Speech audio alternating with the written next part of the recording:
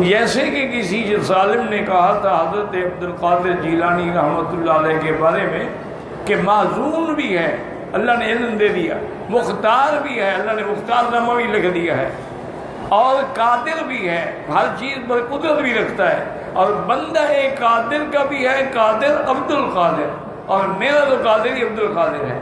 اس سے بڑا شرک اور کیا ہو؟ جیسا کہ اسی طرح لوگوں کا عقیدہ ہے کہ وہ مزارات پہ جاتے ہیں، وہاں جا کے سجدے کرتے ہیں، طواف کرتے ہیں، نظریں چڑھاتے ہیں، ان پر غلاف ڈالتے ہیں، ان سے فریاد کرتے ہیں، کہتے ہیں نہیں ہم تو ان کو کہہ رہے ہیں نا، لیکن یہ ہماری فریاد اللہ تک پہنچاتے ہیں، کرنے والا تو اللہ ہی ہے، لیکن ہم ان کو کہتے ہیں اور یہ ان کو کہتے ہیں۔ فرق اتنا ہے کہ ان کے کہنے کو اللہ موڑ ہی نہیں سکتا، ہماری جو سنے نہ سنے اس کی مرضی ہے۔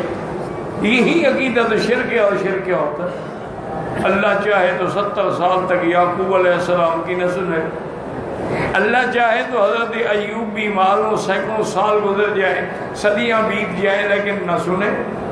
اللہ تبارک و تعالیٰ 950 سال تک نوح علیہ السلام کی فریاد نہ سنے، اس کی مرضی ہے۔ یہ کیا ہے کہ ان کی بات کو اللہ موڑ ہی نہیں سکتا، یہ تو شفاعت قہری ہے، یہی شرک ہے۔ شفاعت قہری کا معنی یہ ہے کہ یعنی یہ ہر حال میں ہمیں چھڑا لیں گے، یہ عقیدہ رکھنا جو ہے یہی کفر ہے اور یہی شرک ہے۔